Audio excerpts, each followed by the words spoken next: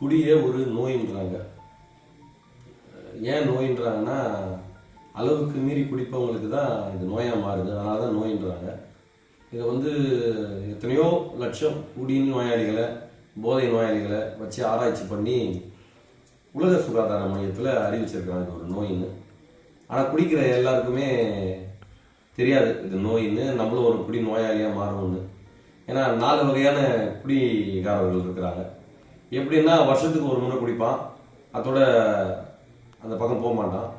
இன்னொருத்தன் நல்ல காரியம், கெட்ட காரியம், பண்டிகை, அந்த மாதிரி நிகழ்ச்சி, சுப நிகழ்ச்சி, அந்த மாதிரி நேரத்தில் குடிப்பான்.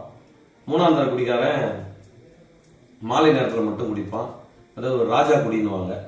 அந்த நேரம் மட்டும் தான் குடிப்பான், அதோட அது குடிக்க மாட்டான். மறுநாள் காலையில் வேலைக்கு போயிடுவான். 4ஆம் தர குடிகாரன்னா அந்த குறிப்பிட்ட நேரம் காலமே கிடையாது அவனுக்கு. 24 மணி நேரமும் அந்த குடி போதையை பற்றியே சிந்தனை இருக்கும், குடிச்சிக்கிட்டே தான் இருப்பான்.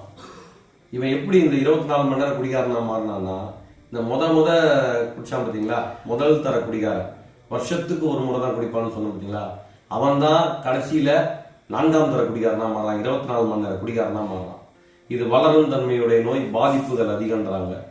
இந்த நோய் அவனுக்கே தெரியாம, குடி நோயாளிக்கோ போதை நோயாளிக்கே தெரியாம, அதாவது குடிகாரனுக்கு போதைக்காரனுக்கு தெரியாம தனக்குள்ள வளர்ந்து வளர்ந்து வளர்ந்து கடைசியில 24 மணி நேரம் குடிகாரனா அவனை மாத்திருச்சு. அதுல வெளியே வரணும்னா நிறைய பயிற்சிகள் தேவை, அதுக்கு கிளாஸஸ் இருக்கு, நிறைய மறுவாழ்வு மையங்கள் இருக்குது. நானும் ஒரு மறுவாழ்வு மையம் தான் வச்சிருக்கிறேன். ஆல மது போதை மறுவாழ்வு மனநல மீட்பு விடுதி. வாங்க, தொடர்பு கொள்ளுங்க, ஆலோசனை பெறுங்க.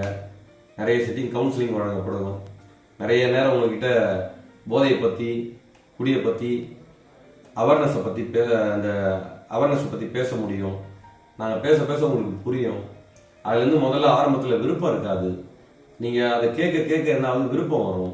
உங்கள் விருப்பம் தான் உங்களை அந்த அடிமைத்தனத்திலேருந்து மீட்டு எடுக்கும். அடிமைத்தனத்திலேருந்து மீளணும்னா கண்டிப்பாக ஒரு அடிக்டான person, drug அடிக்டோ, alcoholic அடிக்டோ, அடிக்டான person, de-addiction centres, அந்த மாதிரி ஒரு மறுவாழ்வு மையங்களுக்கு போனாதான் அந்த போதையிலேருந்து அவங்க விடுதலை அடைய முடியும். இல்லைன்னா இது சொல்றாங்க பெரும்பாலும், என்ன மாதிரி ஒரு ஆல்கஹாலிக், ட்ரக் அடிக்ட், எங்களை பொறுத்த வரைக்கும் நாங்கள் மது குடிக்கிறதோ போதடிக்கிறதோ என்பது சாவது என்று தான் அர்த்தம்ன்றாங்க. மரணத்தை நோக்கி தான் போயிடும். மரணம் கண்டிப்பாக மரணிச்சே தீருவோம்.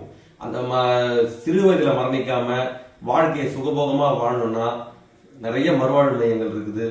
வாங்க, சிகிச்சை எடுங்க. நல்ல தரமான சிகிச்சை அளிக்கப்படும், நல்ல தரமான ஆலோசனை வழங்கப்படும். உங்களுக்கு எந்தெந்த நேரத்தில் எதை பற்றி தெரியணுமோ அதுக்கு உண்டான வகுப்புகள் இருக்குது.